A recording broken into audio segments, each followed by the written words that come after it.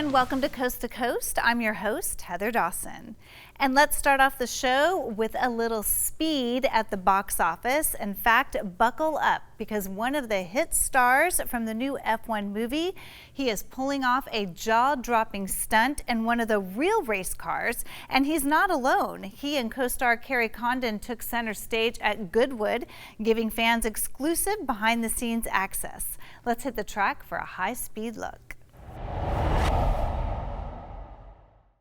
I'm here with IWC, and we're here to promote the movie of F1. Elliot, All right, man. how you doing, my guy? All good? So we're here live and direct in Goodwood. We need to show the people how the movie business right out on the track. Do you want to drive? Should I drive? I'll drive.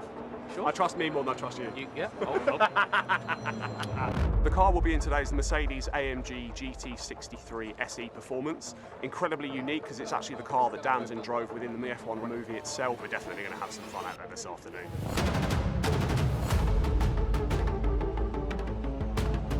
We push the cars, the drivers, and our cameras to the absolute limit to capture racing like you've never seen it before.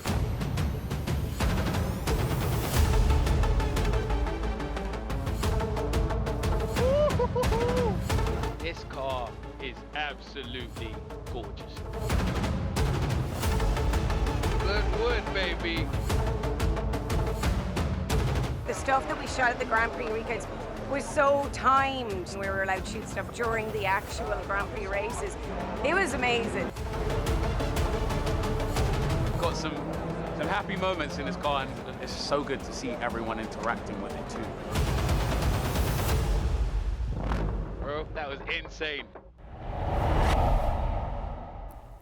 Switching gears with a new movie on the way honoring the life and legacy of the late Paul Walker, we're taking a look back at a special moment right here on Coast to Coast.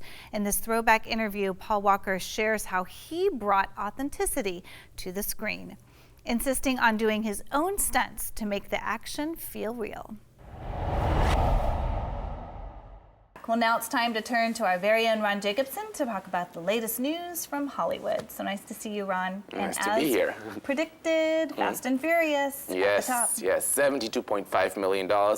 Very nice. The box office is finally heating up. And, you know, it's interesting because compared to last year, the box office is up 65%. And, you know, meanwhile, the studios are still firing people. So I don't really understand how this is happening because movies are making a lot of money. Well, it could be the movie. I mean, this is a huge movie with a big following. Yes, it's the fourth installment of the franchise. You know, Universal and any studio, by that matter, likes franchises because it comes with a built-in audience. You know, when you say Fast and Furious, everybody knows what to expect. And this one delivers. You know, it gives you all that you want, the cars, the action, you know, the girls, the boys, and all that kind of stuff. And what was interesting is when I got to meet Paul Walker at the premiere here at Universal City Walk, he was talking about the fact that, you know, it was very important for Justin Lin, the director of this, who also directed the third movie, by the way, to make all the stunts real. Because today, you know, with computer animation and CG, you can actually make everything, you know, animated and make it look real, but no, they wanted to make it real, and some of the actors got to do some of the stunts, but of course, you know, the studios won't let them do everything because it's a high risk. But let's listen into what he had to say about it. Justin, I think, did a good job. He came at the studio pretty hard, and that he wanted everything to be shot practical. He didn't want any CGI. And so anything that's, you know, with cars, especially through the tunnel sequence and all that, was all actual stuff. None of it's CG. So I think that's going to give it a different look, and I think it's going to separate it from the first two. Well, and I also read an article that Paul Walker said his friend is actually doing the stunts and has the cooler job. So I don't know. We'll have to decide on that. Well, looking for a new way to fuel your day? Meet REKT, the bold new energy drink that's all about maximum power and performance. With a striking style and serious attitude, REKT isn't just a beverage, it's a statement. We take a first look at the brand that's shaking up the energy drink scene.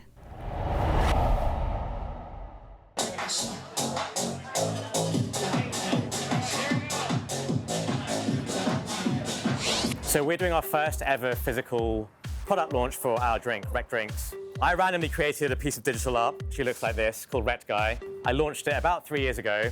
Kind of went viral. We gave them all away for free. Snoop Dogg bought a couple of pieces. We then decided we wanted to make REKT more of a brand and something that people could, relate to and identify with. So about 2 years ago, we decided to make drinks. They are sparkling water, 0 alcohol, 0 caffeine, very low in sugar, all natural ingredients.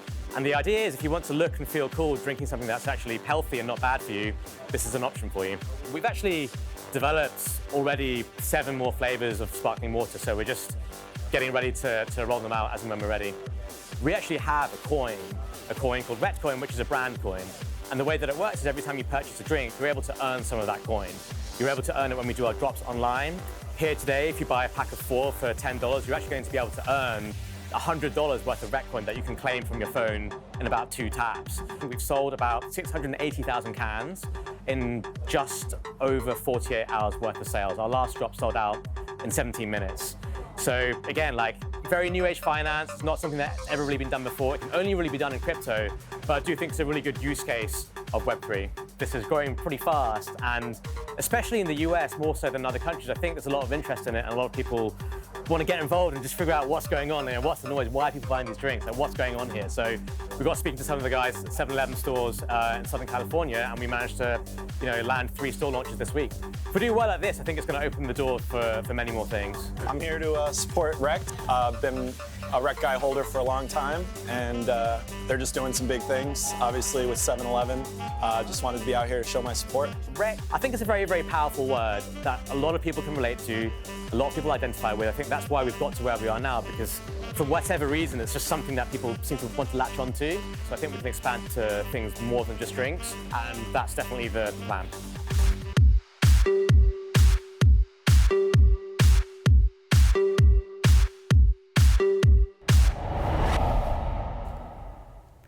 And coming up on Coast to Coast, it's the musical that's turning up the volume on Broadway, Moulin Rouge.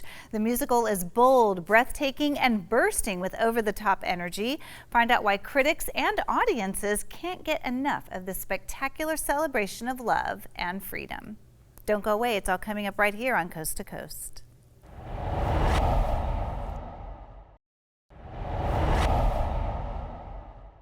The small town of Macomb, Illinois, recently transformed its city square into the world's largest game of Monopoly.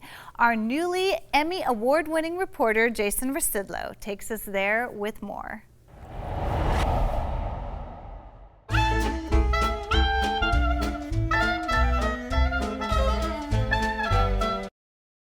Hey guys, I'm Jason Rasidlo here in Macomb, Illinois.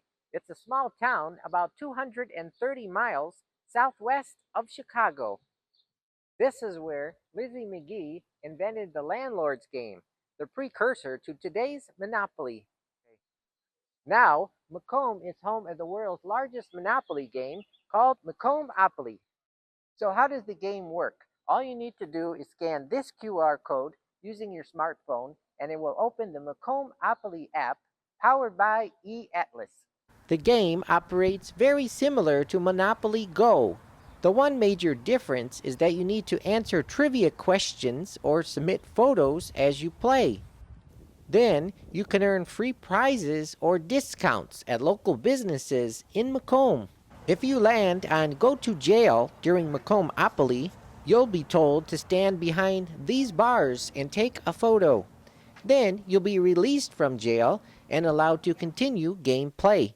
Here's an example of the picture I submitted. Macombopoly is a permanent attraction that is free and open to the public 365 days a year, 24/7. For more info about Macombopoly, go to visitforgotonia.com. Reporting from Macomb, Illinois, I'm Jason Rasidlo. Now we're shining a spotlight on a city that blends rich history with a vibrant future. Welcome to Corona, California. Known as the Circle City for its unique Grand Boulevard, Corona is a thriving community with deep roots, scenic views, and a growing reputation as a hub for innovation and family-friendly living. Let's take a closer look at what makes Corona a true California gem.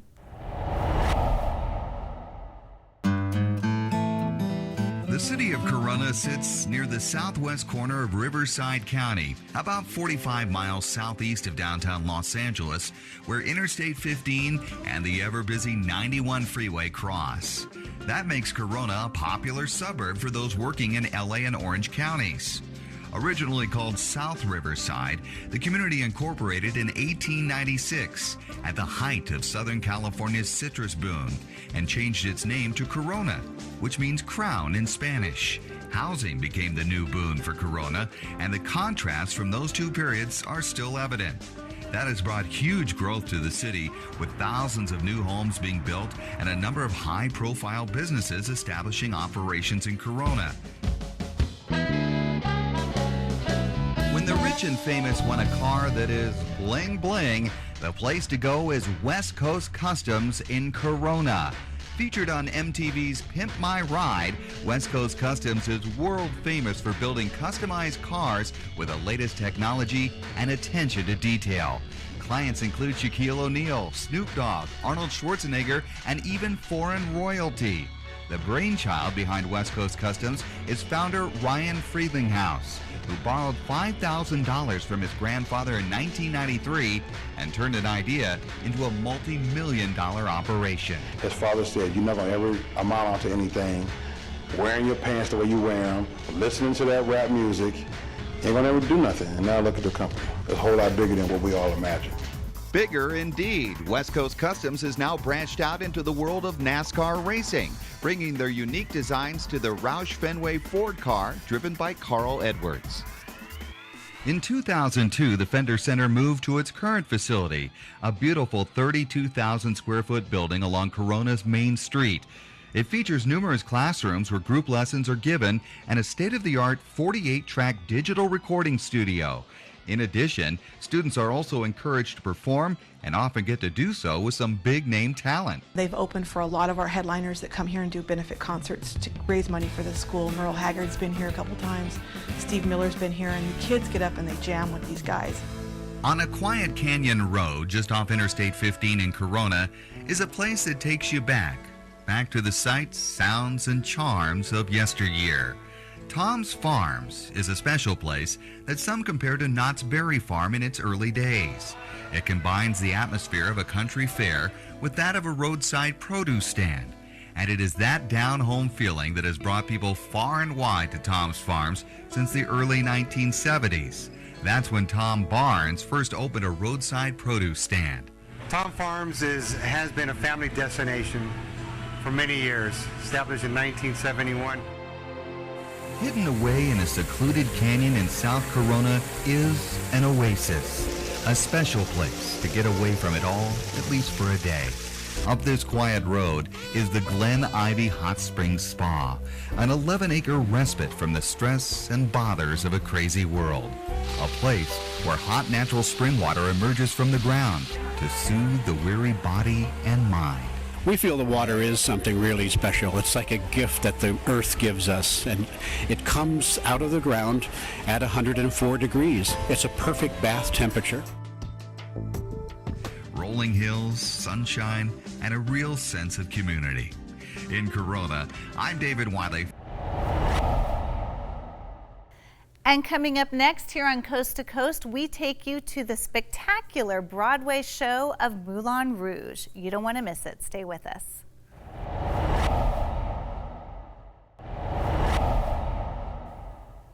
Well, we loved seeing this one. It's the spectacular that lives up to every bit of the buzz. Moulin Rouge, the musical, is a dazzling, high-energy celebration of truth, beauty, freedom, and above all, love. Winner of 10 Tony Awards, including Best Musical, this Broadway hit brings Baz Luhrmann's iconic film to life with jaw-dropping sets, stunning costumes, and a musical mashup that spans generations, all the way from the past to Lady Gaga. Critics are calling it euphoric, fabulous, and unforgettable, and we couldn't agree more. Here's a look inside the magic of Moulin Rouge, the musical.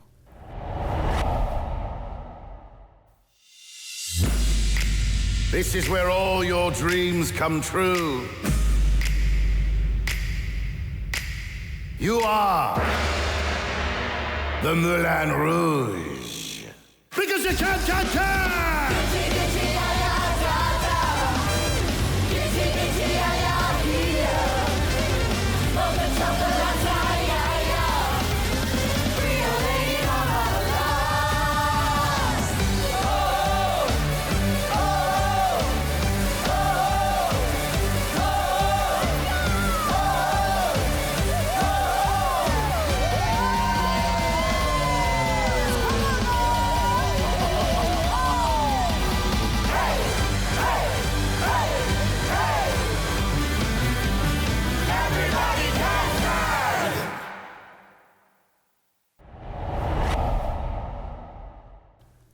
Understanding schizophrenia. It's a complex mental health condition that affects millions of people.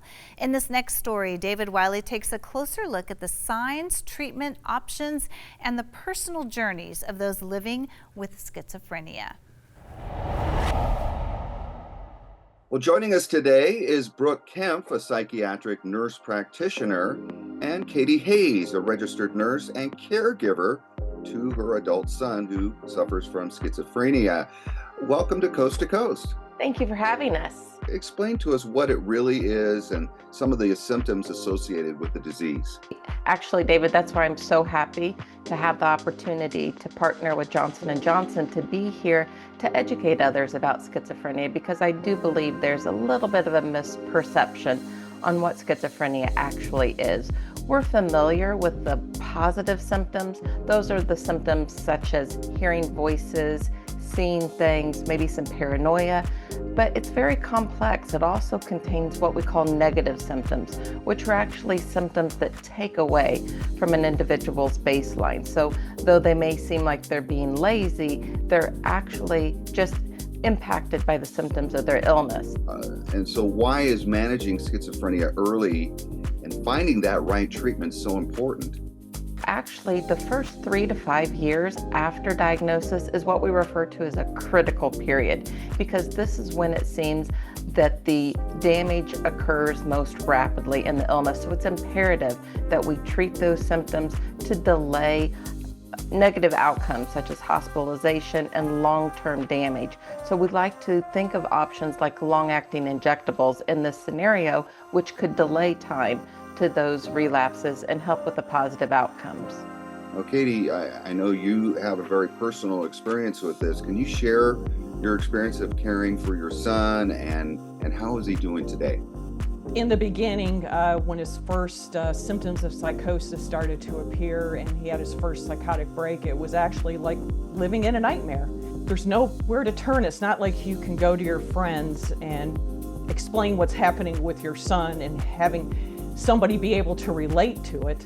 Is one of the biggest symptoms is they have no insight into their illness. In other words, they don't think they're sick. That is where the long-acting treatments, such as the long-acting injectable Invega Sustenna for my son by Johnson & Johnson, work so well. And I found that out by advocating through support groups. And he's doing better now? He is 10 years in remission, and he has an independent professional career now. Brooke, where can we go to learn more about some of these injectables? Going to treatyourschizophrenia.com is a wealth of resources when it comes to learning more about schizophrenia, learning about long-acting injectables. But I have to emphasize, everybody's treatment journey is different. Great information. Brooke and Katie, thanks so much for joining us on Coast to Coast. Thanks for having us. Thank you, David. And that'll do it for this episode of Coast to Coast. I'm your host, Heather Dawson. Thank you so much for tuning in.